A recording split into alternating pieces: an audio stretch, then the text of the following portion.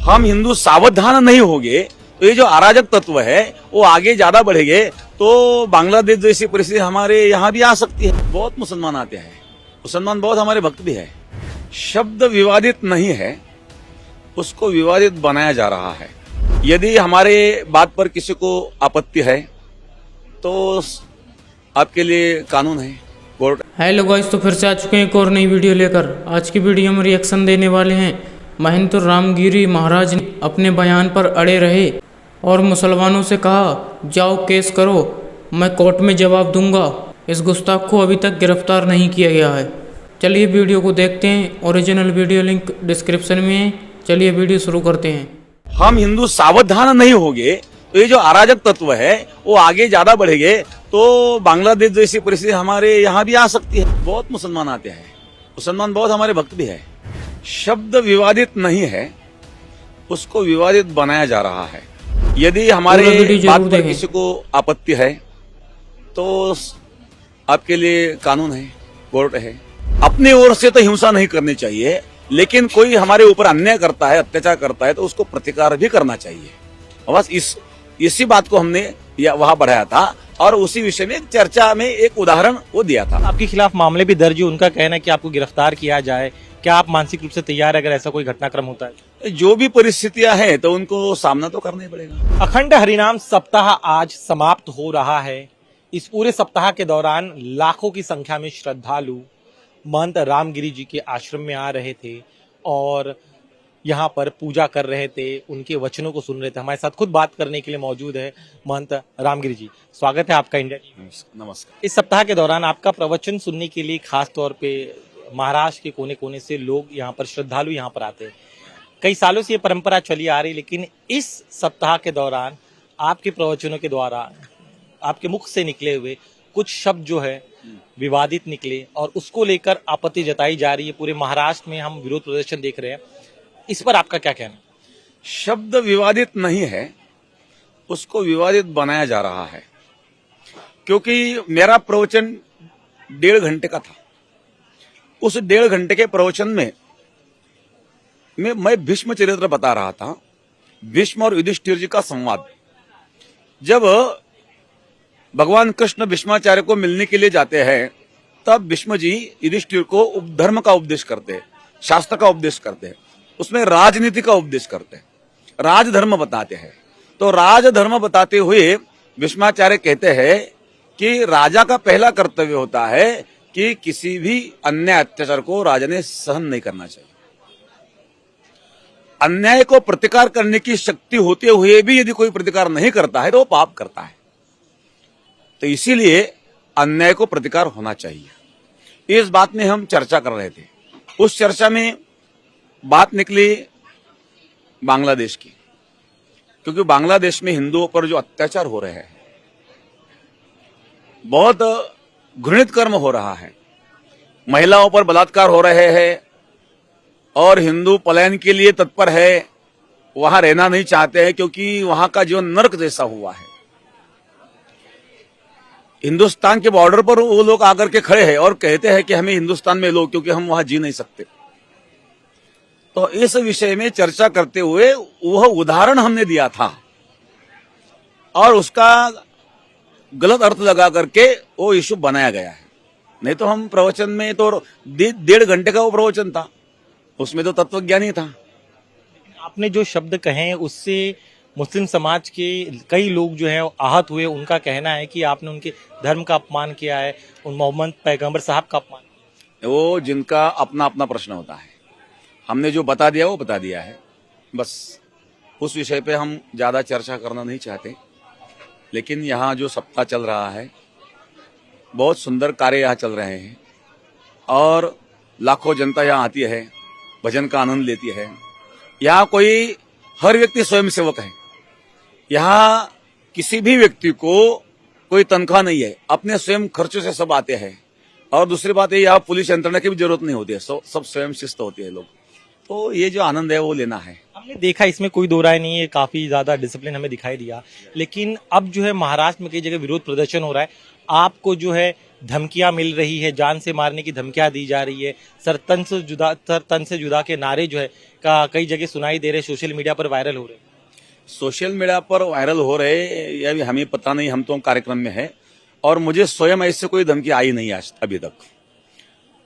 बात यह है कि यह देश संविधान से चलता है। यदि हमारे बात पर किसी को आपत्ति है तो आपके लिए कानून है, कोर्ट है और कानून हमें भी मानने, सबको मानने होना ही चाहिए। बाबा साहब ने जो कानून दिया है उस कानून में हर व्यक्ति को कुछ कहने का स्वतंत्रता तो है। दूसरी बात यह है, यदि किसी को आपत्ति है तो केस दर्ज कर सकते हैं और उसका जवाब हम कोर्ट में देंगे। आपके खिलाफ मामले भी दर्ज है, उनका कहना है कि आपको गिरफ्तार किया जाए, क्या आप मानसिक रूप से तैयार है अगर ऐसा कोई घटनाक्रम होता है? जो भी परिस्थितियां हैं तो उनको सामना तो करना ही पड़ेगा। और बात यह है कि अपने देश की जो न्याय व्यवस्था है उस न्याय व्यवस्था पर हमें भरोसा है, बाकी सब चलता रहता है। मुख्यमंत्री जी आए थे, उन्होंने आपके यहाँ पे कार्यक्रम में शिरकत की, भाषण भी दिया। उनका एक बयान जो है काफी सुर्खियों में, उन्होंने कहा है कि महाराष्ट्र की जो सरकार है वो संतों के आशीर्वाद से चल रही है और महाराष्ट्र में कोई भी संतों का एक बाल भी बांका नहीं कर सकता है। कहा जा रहा है कि वो भी आपके साथ तो है सब, क्योंकि अपना जो कार्य चल रहा है वो समाज के लिए चल रहा है और इसीलिए अच्छा काम करने के लिए कोई भी साथ देता ही है। तो मुख्यमंत्री साहब ने साथ दिया, अच्छी बात है। जो नाराज है उन लोगों को आप क्या कहें? जो नाराज है तो नाराज नहीं होना चाहिए, उन लोगों ने भी नाराज नहीं होना चाहिए। नाराज होने जैसा उसमें कुछ नहीं है। हमने जो कहा वो सत्य कहा है, जो है वो है, जो तो लिखा हुआ है। नाराज होने की कोई आवश्यकता नहीं। और कोई नाराज है तो उन लोगों में रहने वाले जो समाजवादी लोग हैं उन्होंने उनको समझाना चाहिए। आप इतिहास नहीं पता, आपने जो तथ्यों से इतर आपने बात कही है, नहीं भावनाओं को दुखाया। नहीं, वो गलत है। मन दुखा हुआ उसके लिए संविधान है और संविधान वो कोर्ट में जाए, हम वहां कोर्ट में जवाब देंगे और जो न्याय व्यवस्था जो भी निर्णय देंगी वो हमें मान्य रहेगा।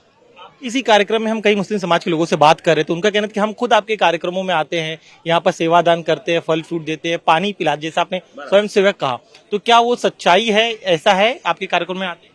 बहुत मुसलमान आते हैं, मुसलमान बहुत हमारे भक्त भी है। संगमनेर में जो सप्ताह था तो एकादशी का जो फलार होता है ना, तो वो पूरा खर्चा उन लोगों ने किया था।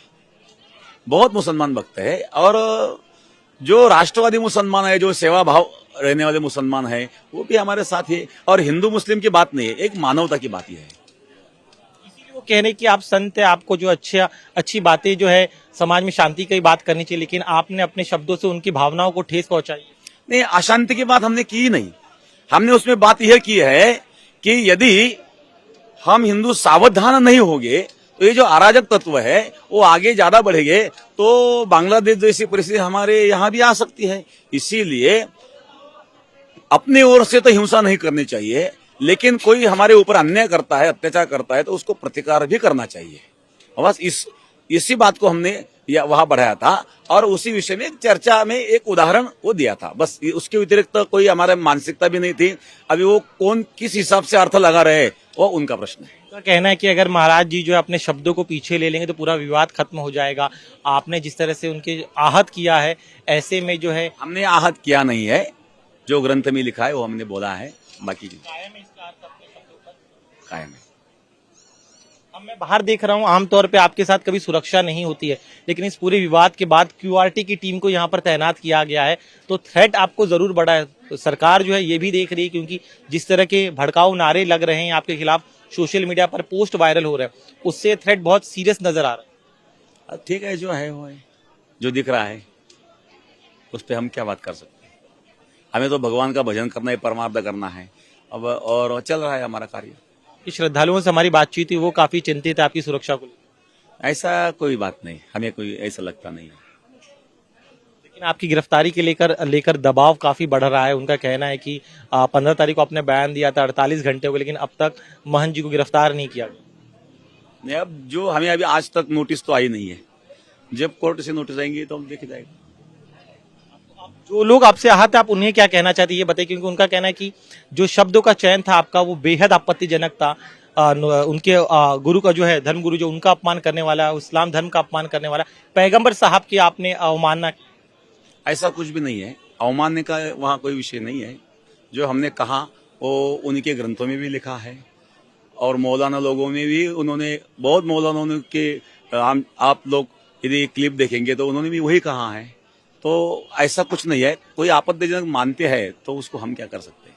आपके समर्थन में बड़े पैमाने पे जो हिंदू वर्ग के युवा है वो भी आगे आए हैं। आपके समर्थन में ट्रेंड चलाया जा रहा है कि आपके समर्थन में समस्त हिंदू समाज साथ में आए, उस पर आपका? अब ये समर्थन हो कोई विरोध हो, हम लोग उससे परे हैं। वो जनता है, जनता क्या करती है उससे हमें कोई लेना देना नहीं। हमें तो अपनी मस्ती में रहना है, भगवान के भजन में रहना है, उसके अलावा कुछ नहीं।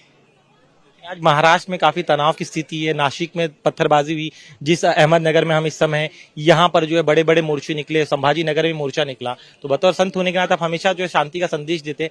हालात काबू नहीं हो रहे, दोनों तरफ से तनाव बना हुआ है। नहीं, वही कारण है, ऐसा कुछ नहीं है। और भी कारण वहां है। ये बांग्लादेश में जो हो रहा है उसके विरुद्ध में भी कुछ चल रहा है, उसका कारण यही है, ऐसा भी कुछ नहीं है। एक आरोप ये लगाया जा रहा है कि अब विधानसभा चुनाव करीब है, इसीलिए आपने, चूंकि आप हमेशा से, जो आपके बड़े मुस्लिम भक्त भी कई सारे हैं, आप उन्हें भी साथ लेकर चलते थे, लेकिन अब चूंकि विधानसभा चुनाव करीब है, महायुति को फायदा पहुंचाने के लिए जानबूझकर आपने ये स्क्रिप्ट पढ़ी जो आपको आरएसएस से दी गई। नहीं, ऐसा कुछ नहीं, ऐसा कुछ नहीं है। हम तो जो बोलना है वो बोलते हैं, कभी भी बोलते हैं, और राजनीति से हमारा कोई संबंध नहीं है। हम कभी आज तक राजनीति में पड़े नहीं। हमारे पास कांग्रेस के लोग भी आते हैं, भारतीय जनता पार्टी के लोग आते हैं, राष्ट्रवादी के लोग आते हैं, सेना के लोग आते हैं, सभी पक्ष के लोग आते हैं और आते रहेंगे। राजनीति से हम ऊपर है, राजनीति से परे है। तो कह रहे हैं कि आपकी वजह से बीजेपी को फायदा होगा, शिवसेना, शिंदे सेना को फायदा होगा। किसी को फायदा होगा, किसी को नुकसान होगा, ये गणित करने वाले वो करेंगे, हमारा उससे कोई लेने देना नहीं। लगातार जो है पूरे महाराष्ट्र के कोने कोने से श्रद्धालु यहाँ पर आ रहे हैं। किस तरह का आपका सप्ताह होता है और जो आपके प्रवचन होते हैं उस बारे में बताइए। 177 साल पहले योगराज सदगुरु गंगागिरी महाराज जी ने इस सप्ताह की परंपरा प्रारंभ की है। इस साल जो सप्ताह था यह 177वां सप्ताह था। तो ये जो सप्ताह की परंपरा है, इस परंपरा में 7 दिन में 25 लाख तक जनता आ जाती है और सब 25 लाख लोगों के भोजन की व्यवस्था की जाती है। रोटियां जो होती है वो घर घर से लाया जाती है।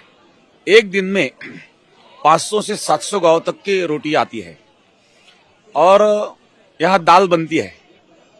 तो दाल जो होती है वो टैंकर में भर करके परोसी जाती है, क्योंकि कम से कम 1 लाख लीटर तक दाल एक दिन में लग जाती है और रोटियां घर घर से आती है। उसको मधुकरी वृत्ति कहते हैं। जैसे मधुमक्खी होती है, मधुमक्खी फूल से बूंद बूंद ला करके और शहद इकट्ठा करती है, वैसा घर घर से रोटी ला करके और उसका प्रसाद बनाया जाता है, उसको मधुकरी कहते हैं। ऐसा प्रसाद यहां बनता है। और एकादशी के दिन फलाहार की व्यवस्था होती है। साबुदाना बनता है 350 क्विंटल का और भगर जो होती है वो 150 क्विंटल की यहाँ बनी हुई है। तो कल एकादशी के दिन यहाँ 6-7 लाख जनता थी। आज समापन था। तो महाराष्ट्र में समापन की जो व्यवस्था होती है उसके लिए काले का कीर्तन बोलते हैं। काला का अर्थ होता है 2 पदार्थों का मिश्रण, जीव और भगवान की एकता, उसको महाराष्ट्र में वो काला बोलते हैं। तो उस समापन का जो प्रोग्राम होता है तो कम से कम 10 लाख जनता यहाँ आ जाती है। तो ये कार्यक्रम अभी समापन हुआ है। दूसरी बात यह है कि इस सप्ताह में अखंड भजन चलता है और भजन गाने वाले जो लोग होते हैं वो 8 से 10 हजार लोग रहते हैं। तो उनकी शिफ्ट प्रहरा बनाया जाता है 6 से 9 बजे तक, 9 से 12, 12 से 3 और 3 से 6, ऐसे 4 प्रहर दिन में और 4 प्रहर रात में, ऐसे 8 प्रहर या भजन चलता है। एक प्रहर में जो भजन गाने वाले होते हैं, प्रत्येक हर व्यक्ति के साथ हाथ में मंजीरा होता है और मंजीरा बजा करके मृदंग और गायन भगवान का भजन गाते हैं। संत तुकाराम महाराज, ज्ञानेश्वर महाराज, एकनाथ महाराज आदि जो संत है उनके भजन गाते हैं और 7 दिन अखंड और रात्र दिन चलता है। तो ये विशेषता इस कार्यक्रम की है। और ज्ञानदान व प्रवचन, कथा, कीर्तन ये चलते रहते हैं और अन्नदान, ये ऐसा सप्ताह चल रहा है। चलिए आखिरी पड़ाव पे हम इस इंटरव्यू के आपने शुक्रिया, आपने हमारा वक्त भी दिया। फिर मैं बुनियादी उसी मुद्दे पे आता हूँ, क्योंकि उसको लेके अस्वस्थता सिर्फ न सिर्फ महाराष्ट्र में, अब धीरे धीरे ये जो पूरा मुद्दा है पूरे देश भर में फैल रहा है। और सभी यही कह रहे हैं, मुस्लिम समाज का एक बड़ा वर्ग है, उनका कहना है कि आप जो है आपने उनके दिल को ठेस पहुंचाई है, और अभी भी आप जो है लगातार आपको पूछा जा रहा है, लेकिन आप अपने शब्दों को पीछे नहीं ले रहे हैं, आप टिके हुए हैं अपने शब्दों। नहीं, ऐसा कुछ नहीं है। जो है वो लिखा हुआ है, वो बोला है ना।